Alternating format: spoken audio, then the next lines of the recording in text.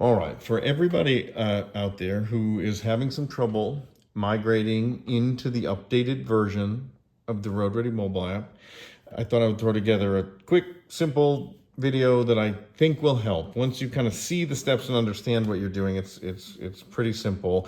So basically, when you download the updated version, it's going to look like this. Although you've had an account before with a password, the password that you had pre-update will no longer work. So you're going to go in as if you're going to sign in, but since your password won't work, you're going to do the forgot password option. In here, you're going to enter the password.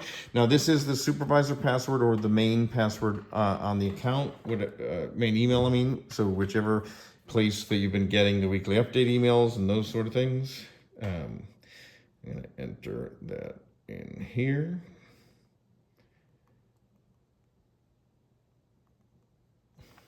And then you're going to hit continue. And now it's going to send the code to the email that you just told it to send the code to. So I'll start the computer. And then here is the code. Now, at this stage of the game, if you have not been logged in to the updated version yet, what you're going to get in the email isn't going to be a series of numbers. It's going to be a series of letters and symbols. If what you received is a series of letters and symbols, you're not going to enter it here. You're going to hit this go back button because what you received was your temporary password. So you're going to hit that go back. When you hit that go back, you're going to get back to where you were, where there is a place to put an email and a place to put the password. You're going to enter the same email that you put in when you ask for the password reset, and then you're going to use that series of letters and symbols that you got in your email. You're going to use that as your password.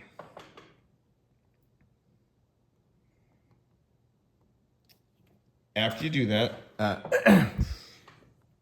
either it's going to ask you to create a new password right away. I think for most of you who haven't been logged into the new one yet, the update, it's going to ask you for some information, just basic stuff that didn't transfer with the migration, like your name and some other stuff. That's all you as the supervisor, or whoever the supervisor is. That's where all that information goes.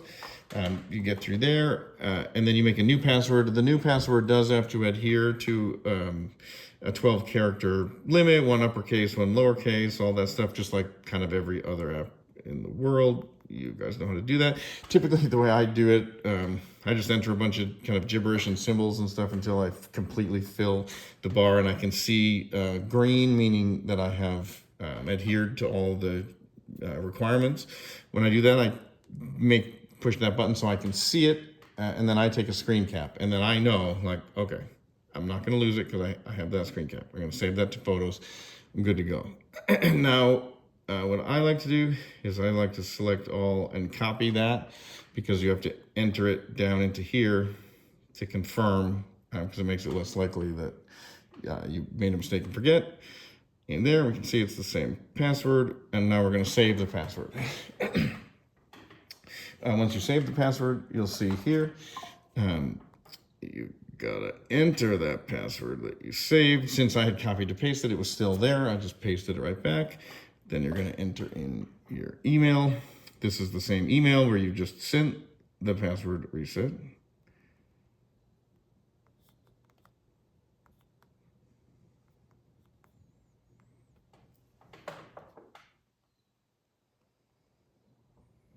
And then you're going to continue.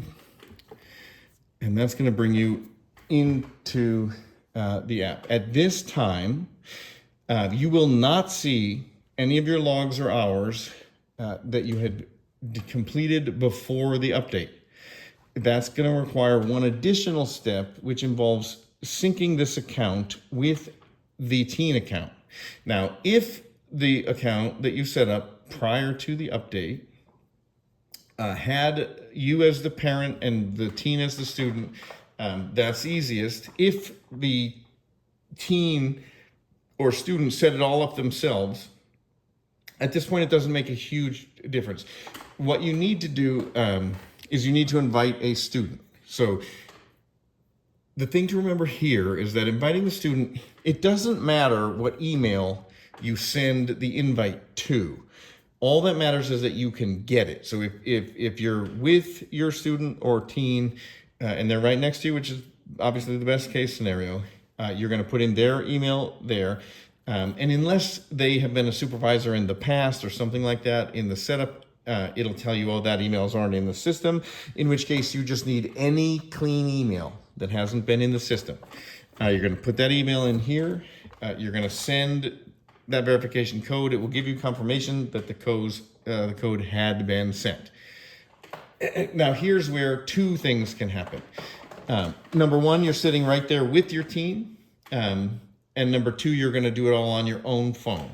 So long as you can get that migration code that you just sent to some email that you can access, the steps are essentially the same, except that if you're going to do it by yourself, once your account, the supervisor account, has told you that the invitation has been sent, you're going to finish.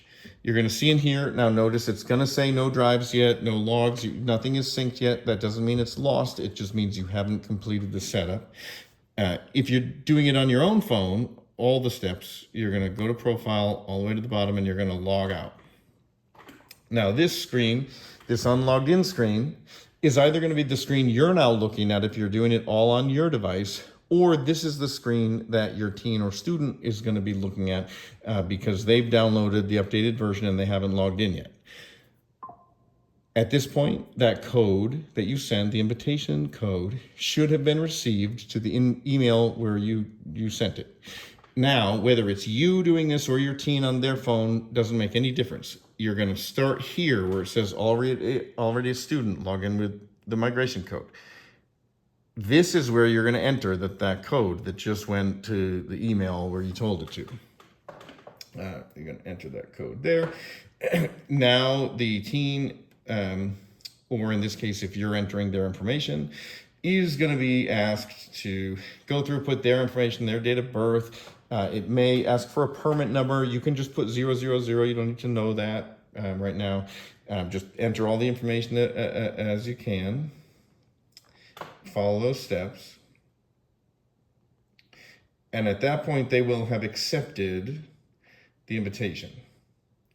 So now, let's say that I'm the parent. I'm going to log out of the teen account because I just logged in and done it all on one phone, and I'm going to log back into mine. This would be pretty similar if they were doing it on their phone right next to you. You just wouldn't have ever logged out. But now what you're going to see here is still no drives logged. What you need to do is look in your drop-down, and any students, I obviously have a number of students in there, but any student that you have logged in now, you have just invited them. You're just going to click them because now you are allowed to have multiple accounts in here. So whichever student you're working on or you just invited, you'll click them here. And now what you'll see is that their logs, everything from the past is now synced and you should be good to go. Real quick, in the new app, to log a drive, you go here, you log a new drive or a previous drive. If you've done any drives in the last week since you were unable to log in, you can log those manually in there, or you can start a live drive if you're going to go on the road and drive. The new app has a lot of great features and things about it that I think that you'll appreciate, and I hope the migration process is made easier by this video, and good luck, and please reach out to the email is roadready@theparentsuperviseddrivingprogram.com. If you are continuing to have trouble, we are really trying to do our best to get everybody migrated over to the new app. Good luck. Let us know if you need any more help.